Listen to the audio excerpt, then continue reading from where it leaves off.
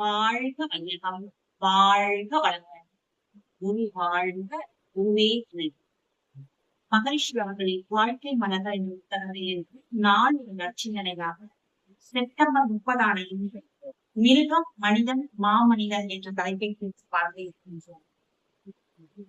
இப்போ புலன்கள் மூலமாக பொருட்களை பார்ப்பது, அப்படி நாம் பார்க்கும் பொழுது நமது ஜீவகாந்த சக்தி செலவு ஆவதால் இன்பமோ துன்பமோ, அமைதியோ பேரின்பமோ வருவதும் புலன்கள் மூலம் வரக்கூடிய வாழ்க்கை, உலகியல் வாழ்க்கை.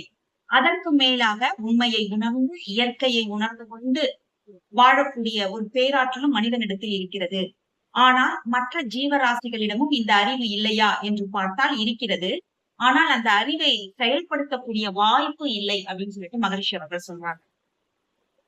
பசி எடுத்தால் சாப்பிட வேண்டும், ஆனால் சாப்பாட்டிற்கு உணவு உற்பத்தி செய்ய எந்த ஜீவனாவலாவது முடியுமா? உலகத்திலே மனிதன் ஒருவனுக்குத்தான் தனக்கு வேண்டிய உணவை தானே உற்பத்தி செய்து சாப்பிடக்கூடிய திறமை இருக்கு.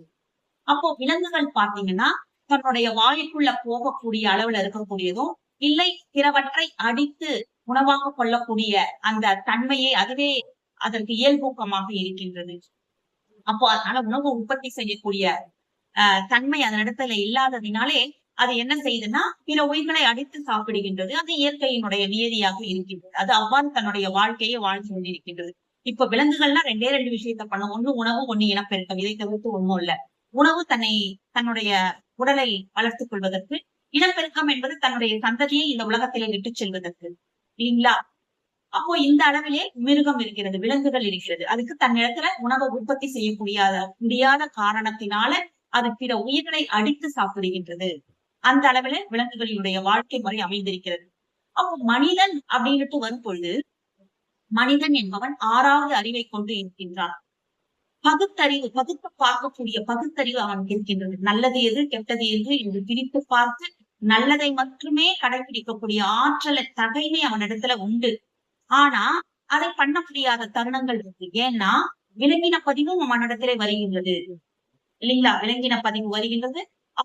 நம்மளுடைய ஜீவகாந்த சக்திய 5 புலன்கள் மூலம் செலவு செய்து கொண்டே இருப்பதினாலே தாம் பார்க்கக்கூடிய, பேசக்கூடிய, சுவைக்கக்கூடிய அந்த புலன்கள் வழியாகவே அவனுடைய மனமானது செயல்பட்டு கொண்டே இருக்கின்றது. அதனால அவனால என்ன பண்ண முடியலன்னா சில நேரங்கள்ல விலங்கின வாழ்க்கையாகவே வாழ்ந்து விடுகின்றான். மாயை உலகத்திலேயே வாழ்ந்து விடுகின்றான்.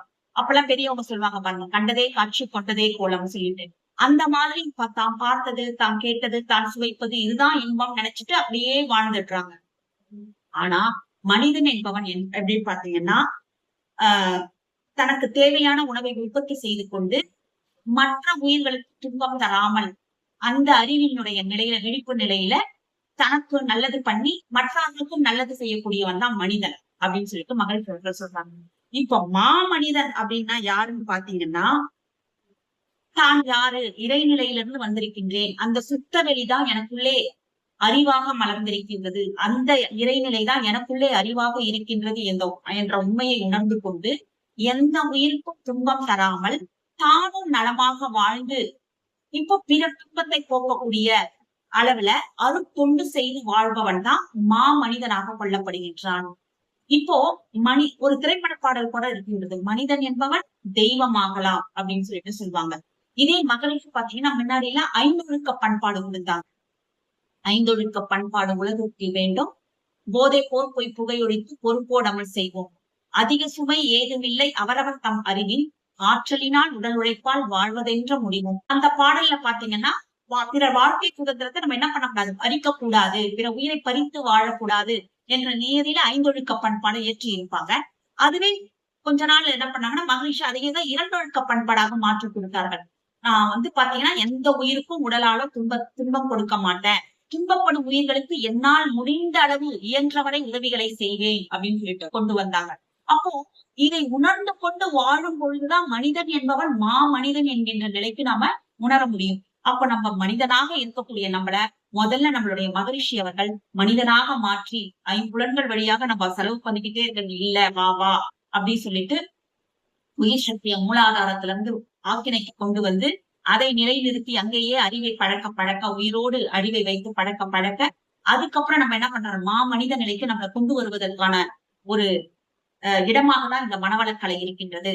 அப்ப நம்ம மனிதன் நம்ம மட்டும் நல்லா இல்லாம நம்மை சுற்றி இருப்பவர்களையும் நல்லா கஷ்டப்படுறவங்களுக்கும் நம்ம என்ன பண்ணணும், போயிட்டு அருட்தொண்டு செய்து அவர்களையும் உயர்த்த வேண்டும் என்ற அளவிலே இந்த சிந்தனையை நிறைவு செய்கிறேன். வாழ்க வளமுடன்.